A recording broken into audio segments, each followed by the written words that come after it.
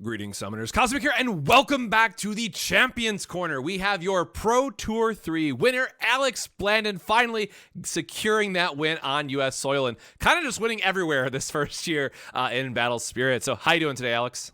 Pretty good. Can't complain. I just won the Pro Tour, so that feels pretty good. So actually, on that note, tell us how much you've won overall in this competitive year.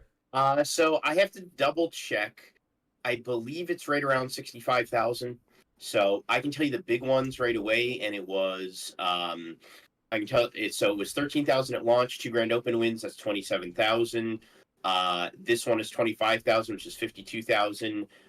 3,000 from second at Chile. So that's 55,000, and then a whole bunch of like mess of like top fours, top eights, and then like the random little top 16s here and there. I believe it's just shy of 65,000. Like I said, I'll have to check on that, but somewhere right around there.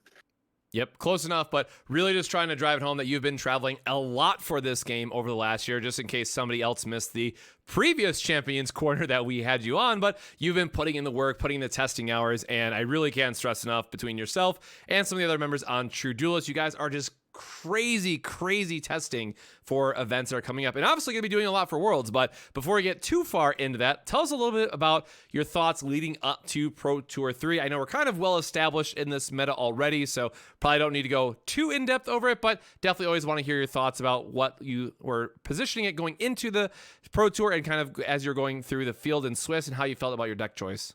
So, okay, so to get into it, a little bit of background here. So how it started was about a month ago. We being me, Daniel Zeidenberg, Ryan Montaz, and Zach Bell, we all got back from me and Daniel got back from the Liverpool event. They got back from the California event. We got back and we said, okay, it's time to start.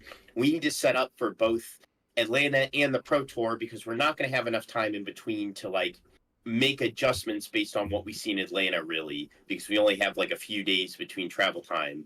Like I got home from Atlanta Monday, left Thursday, so there's no time. So we said, okay, we have to set up what we're going to play in Atlanta and what we're going to play at the Pro Tour. And what we originally came to was that yellow is one of these two decks, for sure. Yellow is just a crazy deck. And originally, what we were going to do is it was going to be yellow in Atlanta. We set the meta a little there, and then we kind of transition to red at the Pro Tour to try to counter our last pick. And this is I think it's a pretty common strategy that a lot of people were doing was, I'm going to play this thing in Atlanta, and then I have a deck. If I do well, I have a deck prepared to beat that at the Pro Tour, excuse me. So, but about a week before, we had this yellow deck like perfected. Like it was almost card for card exactly as you saw it at the Pro Tour. I think the only last minute change we made was Beldegor, and that was like literally the night before the Pro Tour. So we had this yellow deck built, and we said this deck's perfect. It's pretty much ready for everything. So we'll play this at Atlanta, and then we'll play the red deck to beat it come Pro Tour. And then about a week before, we started running the yellow deck and the red deck, and we were realizing, man, this yellow deck can just high roll anything. Like, even red, which is supposed to be a good matchup, if you just draw all these Nexuses, you can't lose. Like, it just felt like such a powerful deck. And even when you didn't draw all the Nexuses, sometimes there were some hands, like if the red player wasn't playing perfectly, or they just weren't as familiar with the matchup, you could still just pull out without even drawing the nuts. So about a week before, I said, hey guys, why don't we save the yellow deck for Pro Tour? Because I think this deck is just better. Like, even though we're going to play red at Atlanta and that counters it, and I kind of convinced them that, hey, we should just play red at Atlanta. And so the concern there was, well, if we all do really well, does everybody start playing red at the Pro Tour? And I said, well, honestly, I don't think we care. I think this yellow deck is so good. There's kind of no way around it. Like, we could just lose. And we saw that at the Pro Tour.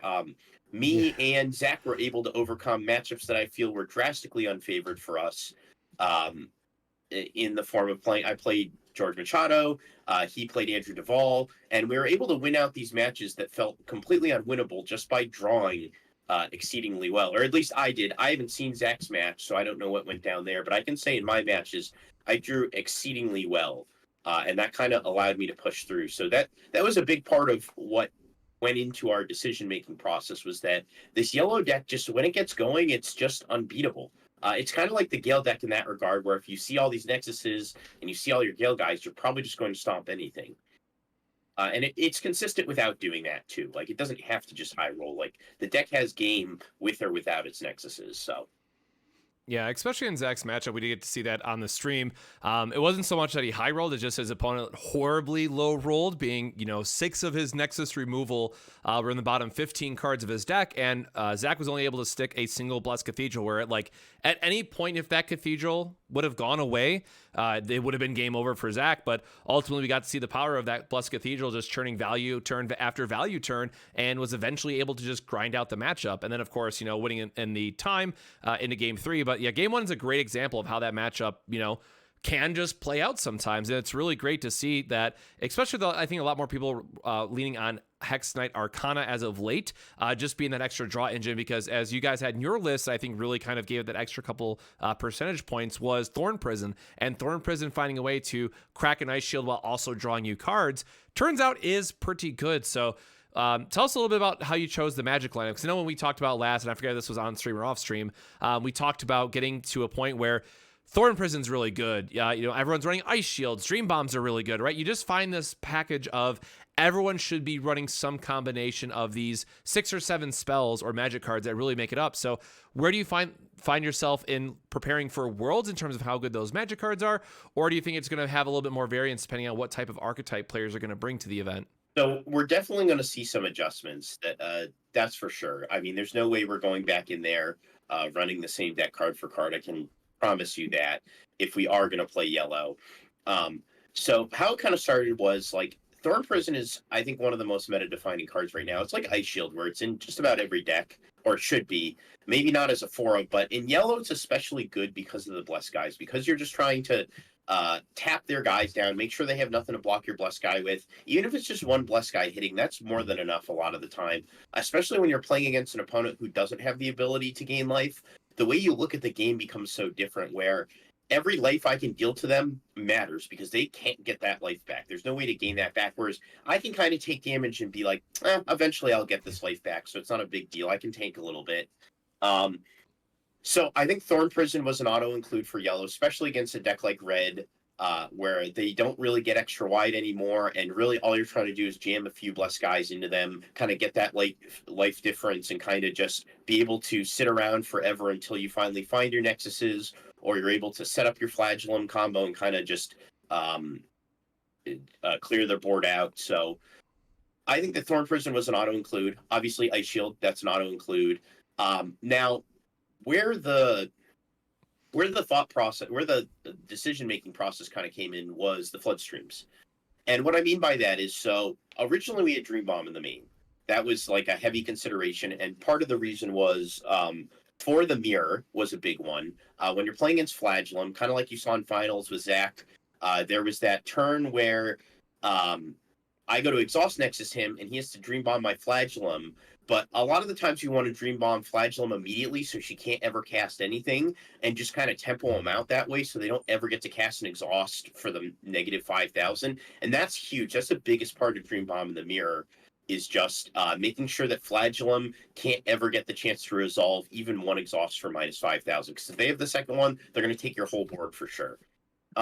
The second part of Dream Bomb was it's good against white, but we already felt we had a good white matchup. It's good against Gale to bounce the 10 drop back, but again, we felt we had a very good Gale matchup.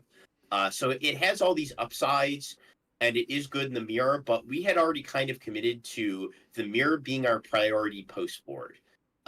So that's why you see the Michaela in there. That's why the Dream Bombs are in there. We felt that Floodstream was so much better versus our bad matchup, which was red, because when you got a 2-for-1 on Camellia Whip and any 3-drop, it felt like the game was over.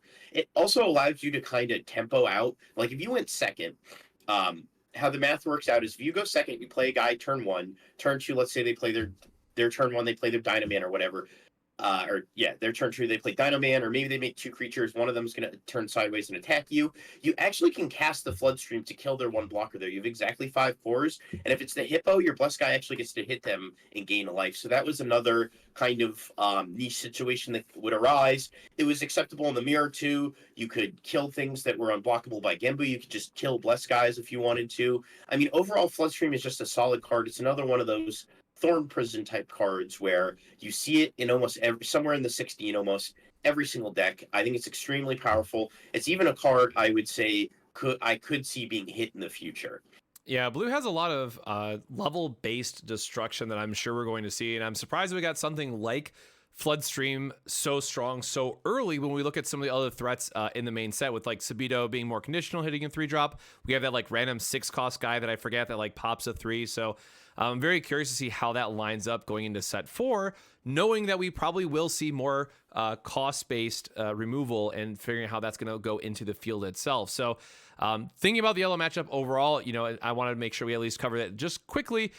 Is there anything in particular that you felt that you really didn't want to face with the matchup, or a specific card that gave you a lot of, trouble getting to the finals? And of course, we had the mirror match there at the end, and we all know how that played out. But just kind of any high-level thoughts on the deck beyond just some of the card choices like the Magics? Well, I didn't want to play red for sure. We've kind of found Beldegor last minute.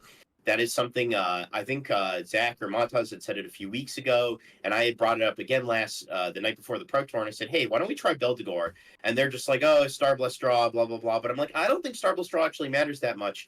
If we only have like 2 or 3 in the main, they have to like open it. We have to open Beldegor. If they ever set Starblast Draw and we don't see Beldegor, they're down a card. Effectively, they're down 2 cards because that could have just been a draw +1. And it also puts them in a weird position setting Ice Shield. So I was like, let's try Beldegor to make our red matchup better. And we tested it for maybe about 10 games that night, and they're like, whoa, this is really nice. It actually lets you aggro through red a little bit better because you have 12 4s and 5s, you have 4 duels, 4 hexes, and 4 crocodiles. So it was actually incredible. What a difference it made versus red. But to answer your original question, if there's a deck I didn't want to play, it was Machado's deck, for sure. That was the scariest deck. I'm fortunate enough to have drawn so well both games, and I don't think he drew the best game too, especially even game 1 probably wasn't his best draws, but that deck was terrifying. I played that in Swiss, and man, I told everybody that night, I was like, man, Zach and me are probably we're probably crushed. Like there's probably very little we could do. I kind of talked them through it too. I was like, look, really the only thing you can do is hope to draw nexuses. If your hand pretty much doesn't have a grip of nexuses, you're mulling it. I said you could probably keep a hand with 1 Phantasmal. I'm not sure 1 Blessed Cathedral is enough. Apparently it was for Zach. It was not for me, I'll tell you that. Game 2 against Machado, I think I drew 4 nexuses by turn 5. So, I mean, I drew exceedingly well versus him game 2. And even game 1, I think I saw maybe 3 nexuses in the first 5 turns. So, pretty much I told them, like, look, all there is to it is you have to high roll this deck, or they have to draw exceedingly poor. Like, there's no way to win this game in the long run. They're going to see Nova eventually. They're going to see the Trident Dragons, and there's just nothing that can be done about this. We get a little bit better post board, like we do have Dream Bombs for the Nova if it sticks, but honestly, there wasn't much to do against that deck. Floodstream isn't very good because they don't play the Camellia Whip, so you can't ever 2-for-1. They don't have a lot of guys that cost 5 or less, so they didn't play Apollo. Honestly, it was not a deck we were prepared for. It was not a deck that our deck lined up well for, so I was really hoping not to have to play that deck in Swiss, or Top Cut, rather, but I mean, I guess we got through it. So, Yep. But other than that, not much else. I would say maybe Wade aggro just because I don't enjoy playing against the deck. I think we're favored there, but I just that deck makes me very nervous. It just gives me anxiety to play against. So. Yeah, and I'm glad that we got to see a bit more of the Trident Dragon and Ruby Sanctuary in general. Get to see play this on the Pro Tour stream. Did come up a couple times, and got to see the real strength of it, where you're able to land an early Trident Dragon. You just go, oh crap, this is going to take over this game, just being a 6K removal time and time again. But we made it to the end. It was a fun event, and I really wish we would have hit top 16, just how close we ended up being. Right, it made X1 was a hard cutoff for top 8, so it was very cutthroat to say the least. And again, want to give the proper congrats. But now that we are pretty late into the meta, just a kind of a moving on from that, was a high level overview of the experience. Obviously, you've won. You've done a pretty good job this year with Battle Spirits Saga and how much you've won. But what does this mean for year 2, right? We have a little bit of a break here coming up with the holiday, and then we have Worlds at the end of January, and then kind of a lot of question marks beyond that. So I know as we were kind of getting ready for this and figuring out what could we talk about, one of the key thoughts that came up was, what does next year look like and what do we kind of want from it? So go ahead and give us your thoughts of what you hope to see from Battle Spirits Saga in year 2. I'd like to see a little bit more local support. That would be kind of nice. Just it feels like some of the locals have been kind of left out to dry, and I would like to see Bandai doing a little bit more to try to get people into locals, kind of get a casual scene. Because as of right now, this game only has the competitive scene, and even that doesn't feel very large compared to a lot of other games that are out there right now. I don't expect us to be competing with One Piece, but I would like to see it do better for sure. So that's a big thing I'd like to see is just more local support. I could stay here for an hour and tell you different ideas I have for locals, but I'm not going to get too much into that. I just think I would like to see something done to drive locals a little bit more. Maybe changing the regional system a little bit. I think that because by the end of the season, it didn't feel like it actually was. Every single person who attended a Grand Open got a Pro Tour invite. So why make the Pro Tours invite only at that point? You might as well just make them open, or maybe you can do events at locals that will lead up into the Pro Tour instead to incentivize people to go to locals. I just am not a fan of the current system because it feels like everybody gets an invite anyway. So why have them? You might as well just make them open so everybody can go. So I guess that's from a competitive standpoint. Design wise, I would like to see, one problem I have with Battle Spirits right now is that if you look at any deck list, take any deck list from Top Cut, and you look at the creatures and the nexuses, what is one thing you see? Do you notice anything in common about all those creatures and nexuses? Or is this going to go back to like the main phase discussion, or? No. So I guess I'll just answer my own question. They're all the same color. They're all the color of the deck for the most part, right? Like you don't really see any nexuses or creatures that are out of color. But when you look at the magics, they're everywhere. You play a magic from every color.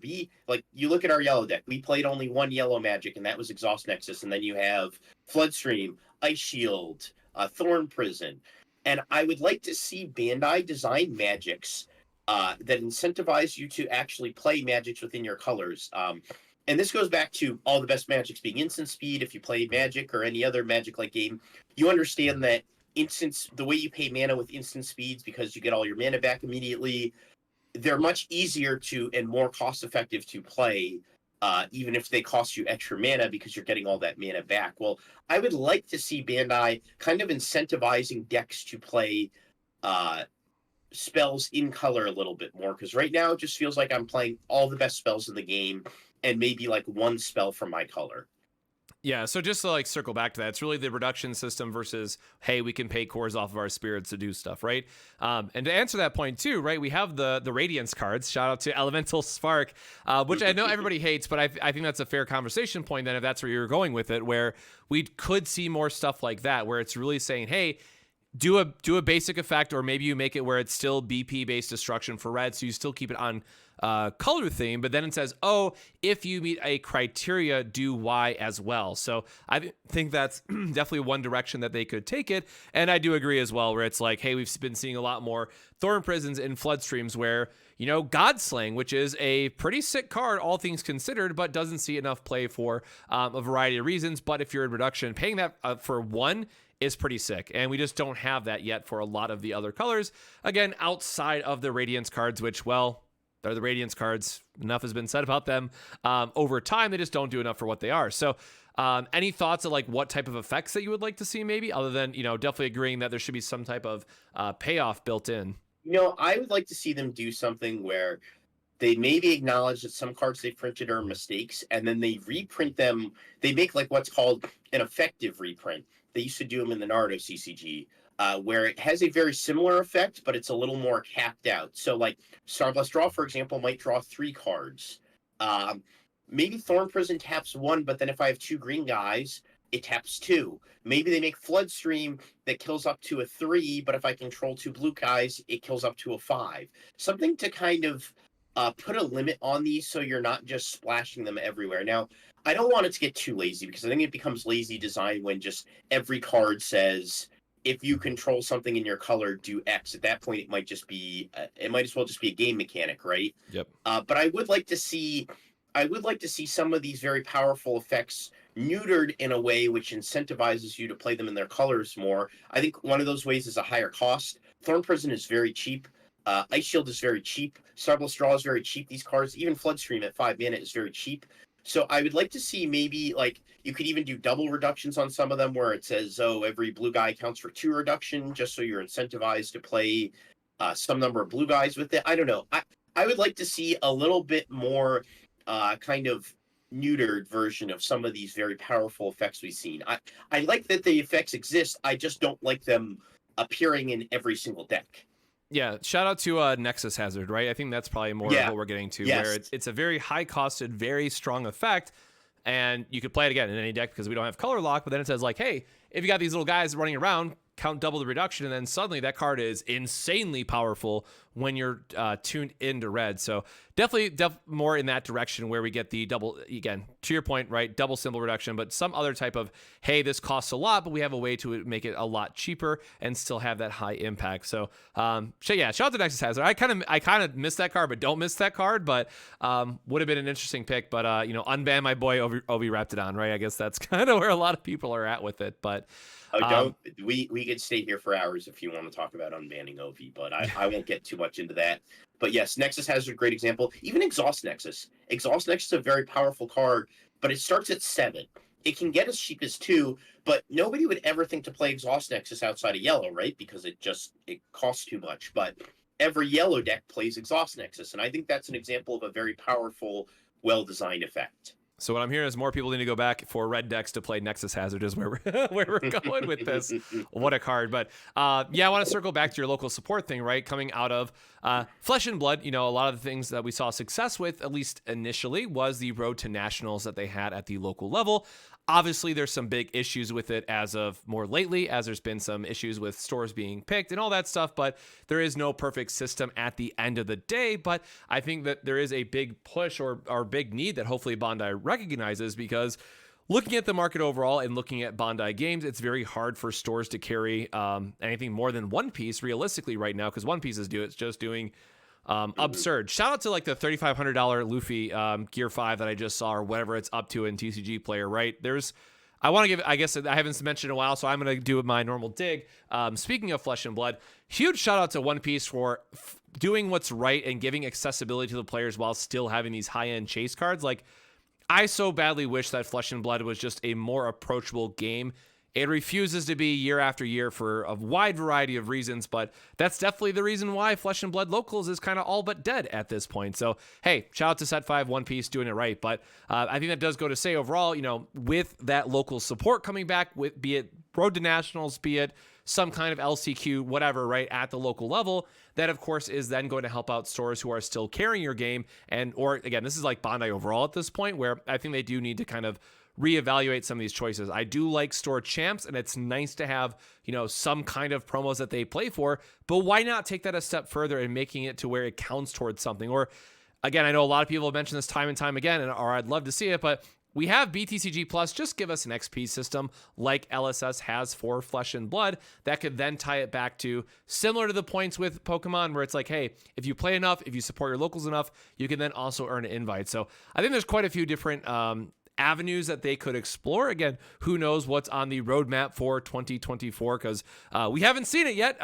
We know that One Piece got their leaked, I shouldn't say leaked roadmap, but like high-level roadmap, because it was at these stores, or the One Piece stores located around the world, with the little pamphlet. But hopefully more of that is going to be coming out of Worlds and those announcements. And I guess that's kind of another good segue of what do you hope to see for Worlds? Because you're obviously going, or, hey, are you going? I'm sure you're going. But, what's your hopes there for either Battle Spirits or Bandai overall?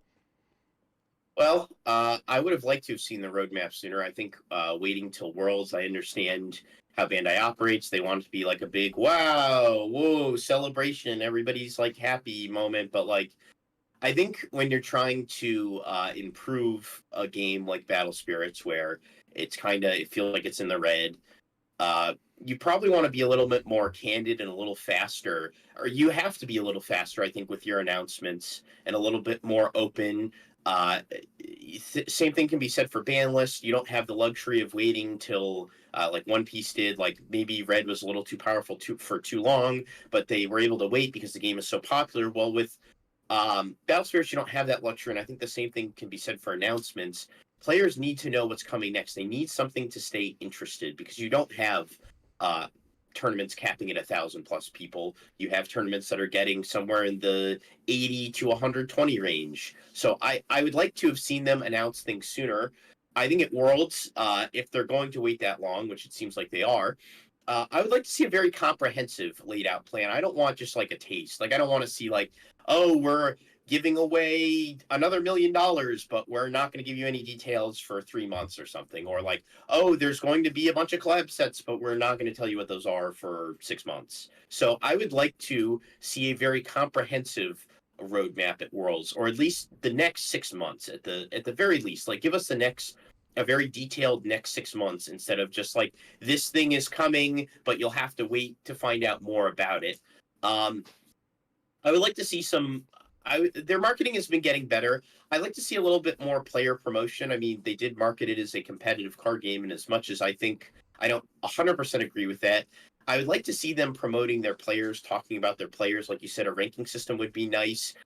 Incentive to high-level players to kind of like feel like they're winning something more than the cash. I mean, a lot of card players play card games because they like the clout. They like to be famous. And I mean, I'm not going to lie and say that I don't like this too. I mean, the money is the big part of it for me, but like people like to feel accomplished. People like their accomplishments to be kind of put out there. And I think we're talking about supporting locals, but you also have to support the people who are currently playing your game. Yep. You want to bring new people in, but you also want to keep the old people, the competitive side that's playing now. And I think kind of giving them some sort of shout out. I'd like to see that more on social media. I had kind of proposed this idea of at Worlds doing like a 5v5, the 5 best US players versus the 5 best NA players versus the 5 best EU players. And they're not doing anything official for that, but I'm probably going to try to throw something together myself. You can stay tuned for that. But I would like to see, a little bit more stuff for the players, like especially the ones that do go to every event, like myself, kind of like side events. Like, I think they do it in Yu-Gi-Oh! It's like a play the master or something where you have a good player who just like sits at the event and you can try to play him as a side event and win prizing. Just like I'd like to see a little more initiative on Bandai's part for what they're doing at events, their marketing. Like they post the first and second place deck list, but they don't even post whose deck it is. Like I don't know if that's legal reasons, but I can't imagine it is. Most other card games post their winners' names on the website, so that's something I'd like to see more of. And they're getting better. I won't be super critical because they have gotten a lot better with their social media platforms. They have seen that feedback and done more, but they have to do even more. That I think that's part of a game in Battle Spirits position is you can't just do the bare minimum, or you can't just do what you might do with every other game. You have to go above and beyond and do even more. So I'd like to see some more marketing. I'd like to see maybe some more side events for Worlds. I'd like to see a very comprehensive roadmap at Worlds to know what's coming next. Yeah, I think those are all very reasonable, and I think everyone can definitely agree with it. Couple notes there is for, celebrating the players, and I know this is something they do for all their card games, where it's like they just say, hey, here's what the winning lists are, but don't name them for whatever reason, so it shouldn't be legal reasons, but it really feels like it is, that they're that consistent across every single game. But at the same time, for the stores that got the monthly magazine for GTM, Caleb is actually featured in it and has his photo from Pro Tour 1 and be like, hey, here's our player, here's our grand celebration. But then at the same time, that's not anywhere public, like public in the sense of like the average player is going to see it sort of thing. So it's just really weird of like, hey, you're marketing to the store owners who don't care about who the Pro Tour winner is, right? Like they need to sell the product. They need to be profitable at the end of it. And it's really interesting to see that kind of putting the resources kind of in the wrong area, where like putting that on the website would have been so cool for either, again, yourself, Pro Tour winner, Pro Tour 1 winner. Like that should be on the website in some capacity would be really nice to see. And then going on from there, with going back to, celebrate the local side of it too. Like we did get that one tweet, which was really cool, where I forget which of the Atlanta stores that it was now, but we did get to see that tweet. So we are seeing more of this social media of like, hey, go to the locals. All the summoners are coming here for the grand open. Celebrate the store and all that stuff. But, when we're looking at 11 new card games or whatever it is now that's looking to drop in 2024, you really do have to be on top of this, like you said. So again, appreciate that they are definitely improving on it. There's definitely been, noticeable changes, which is really nice, but it does beg the question of, are we going to see this continue into 2024? And what does that comprehensive roadmap look like? Because again, Flesh and Blood and all these other games have been getting their roadmaps, and we're kind of just stuck waiting another 5 weeks before we hear anything about it. So hopefully more on that soon is kind of all that we can hope for at the end of the day. So any other thoughts about, changes you want to see, or does that kind of wrap up everything from your side of it? That's a majority of it. Like I said, I think it's just a big portion of it is marketing. I have some ideas as to what they could do to get the game back on track, but I don't think Bandai will so much agree with me. I think I had told you before, I think a buyback system would go a long way. In fact, I think it's one of the few things they can do to get the game back into stores, to get store owners interested again. And what I mean by that is just like, if you just had set 1, 2, and 3 product lying around, it would be nice to see Bandai say, hey, we'll actually exchange that product for you for set 4 or whatever. I don't know how possible that is logistically, but I at least gets product on the shelves for stores that will never touch your product ever again because they feel they've been slighted or burned or whatever the reason might be. I think that's an interesting solution, but I don't know if Bandai would ever go for that. I don't know how logistically possible that is. But I think at the end of the day, it's really just about getting players and stores interested. And it's kind of a chicken and the egg situation. Is it more important to have the stores to get the players in, or is it more important to have the players to get the stores in? So, yeah, on that note, yeah. It was really nice that they had the set 4. Stores were able to completely cancel their pre-orders if they wanted to. And Bandai put the pressure on distributors to reach out to every single one of their stores to kind of reset the stock, as it were, for that. So it's nice that stores were kind of given the get out of jail free card after being burned 3 times in a row for a lot of stores. Set 3 for our home store was actually not that bad at all because they kicked back one of the cases and then got enough support where there's only 4 boxes left, and then we're just going to go through that with normal local price support. But then set 4, it's going to really beg the question of, we saw pretty healthy prices for set 3, and now a fraction of those stores are going to have set 4 because they all got that get out of free jail card. So I'm definitely a little worried to see where set 4 prices end up, but at the same time, if stores are making money off of it, then hey, all the better, and hopefully people will enjoy the alt art Evangelion cards. That'll be pretty sick. I'm really looking forward to it anyways. But with that, I think we got a good cover here, but I, of course, want to give you one last chance for any final shout-outs or anything like that you want to wrap it up before people enjoy a nice little holiday break and you get back into the gauntlet with the Worlds testing. Yeah, so I guess I'll just pull up the our chat list here so I don't miss anybody. So going down the list, so I'll start with shouting out Daniel Zeidenberg. He's been pretty much been testing with me since Pro Tour 2, right after Pro Tour 2, not for Pro Tour 2, but right after.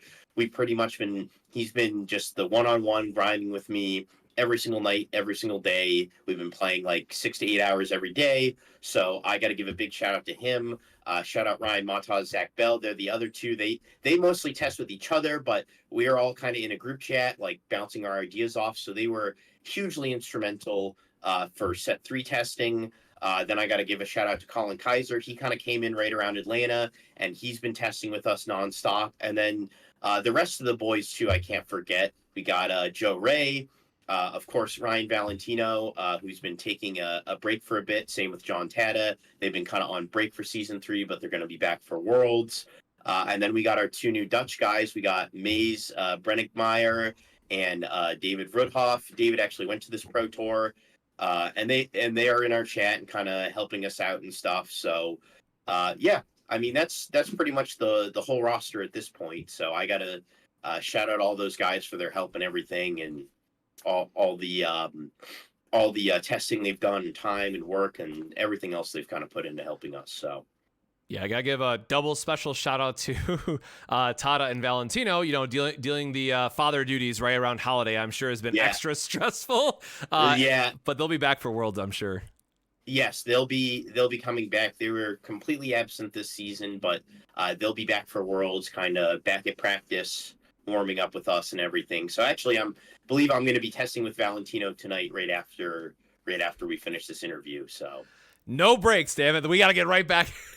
yeah, right back I into said it. I said to everybody, let's take off till New Year's, and then 2 days of sitting home by myself. I said the same thing to myself. I always do. I'm like, man, I know why Tom Brady couldn't retire. This is boring as hell. My man's gotta get back in the gauntlet. Yep. So no breaks. But all right, once again, congrats to you, Alex, our Pro Tour 3 champion, winning $25,000. Obviously, multiple Worlds invites. I'm sure got all of them lined up. We did get a bunch of Worlds invites passed down, which of course was really nice. So make sure, if you haven't checked already, go onto Battle Spirits Saga website under the Worlds tab and check to see if you got a invite. I'm definitely looking forward to having a top 16 cut for that, I think, namely. And then at the time of recording, I still have no idea if I'm playing or casting. So stop asking, because I'm also stressing about it, but I'm sure I'll be getting to my testing here after the holiday for me, because I'm actually hopping on a flight tomorrow to enjoy a little bit of a break. So on behalf of Alex and myself, Summoners, stay safe, stay hydrated, enjoy the holiday, and we'll see you in the next video. Cheers.